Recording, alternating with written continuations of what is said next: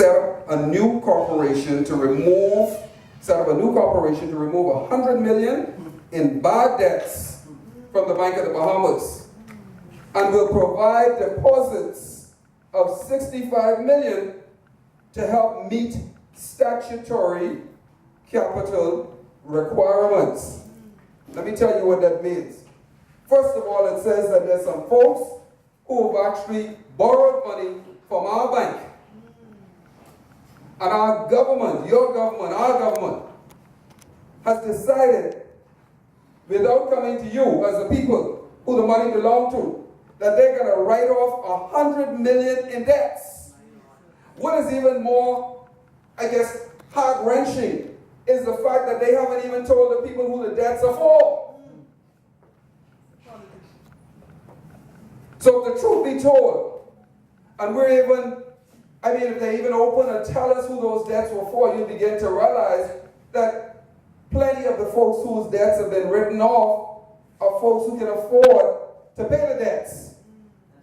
While the poor people or the persons who are actually going through hardship are having their homes repossessed. And we sit by idly, not understanding what our rights really is.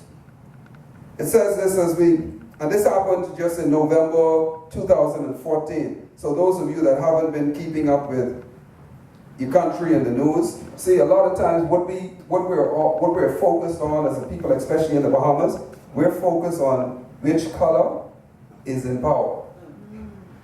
We're focused on which color is in power. If my color or my party is in power, I'm excited.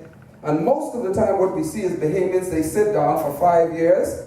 If their party is in power, they're rolling, they're active. But if their party loses, what they do then is they sit and they wait. And they say, wait for the next 5 years. Because all it is a swing in and a swing out group. My group in, yours out. My group in, and it's like we sit down and then we debate as a people what we're going to do when our group gets back in. Not really understanding the danger that we're actually in. Good governance or good governments must be transparent. That's the first thing. Good governments must be transparent. The second thing is good governments must understand that leadership hangs or hinges on service. And I know that some of this is a lot of information. I got to get you to this so you can understand the foundation of government, kingdom government. The other thing is this: protection. Good government understand that protection of citizens' rights is of utmost importance. I want you to get that soaked in. The word government itself means that your responsibility, your sole responsibility, is the protection of your citizens' rights. Remember that. Citizens' rights. Okay.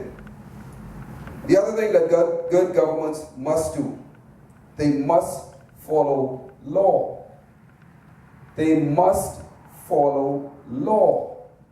Whenever you find a government breaks or begin to violate the very laws that has been established,